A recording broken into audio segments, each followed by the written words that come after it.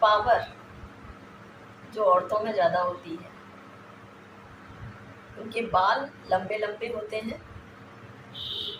कैसे होते हैं ये लंबे बाल? लंबे बालों का भी एक योग होता है। जब हम योग करने बैठते हैं, ध्यान मुद्रा में बैठते हैं, हमारी सुषुम्ना नाड़ी जागृत हो जाती है और जितनी सुषुम्ना नाड़ी को हम जागृत करते हैं उतना ही पावर हमारे अंदर होता है। पावर योगा जिसे कहते हैं पावर योगा।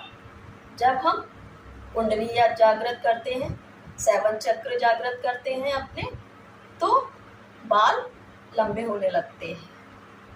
तो हमें क्या करना चाहिए? बालों के लिए हेयर योगा। हेयर योगा यानी अपने 7 चक्रों को जागृत करना चाहिए। पहला चक्र है लम, जो आपके सैक्रल पॉइंट पर होता है। फिर दूसरा आता है वम, जो आपके नाभि पर होता है।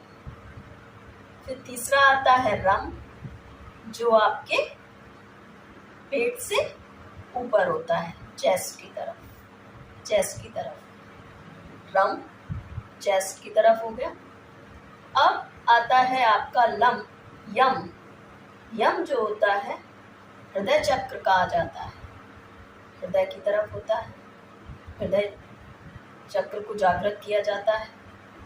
और यम के बाद आता है हम, जो थ्रोट चक्र होता है। थ्रोट चक्र को जागृत करते ही आपके कंठ जो है, कंठ की ग्रंथि एक्टिव हो जाती है। फिर आता है ओम यानी आज्ञा चक्र। आज्ञा चक्र जागृत करते हैं हम अपनी दोनों भौं के ऊपर, जहाँ पर आईब्रो होती हैं। आप आईब्रो के बीच में जहाँ बिंदी लगाते हैं वो चक्र आज्ञा चक्र कहलाता है। फिर आता है अम। अम जो है आपके माथे पर, जहाँ मांग निकालते हैं वहाँ होता है अम। और फिर आपका बनता है सोहम। अयम ब्रह्मस्यामि शरणागत राधा मंत्र।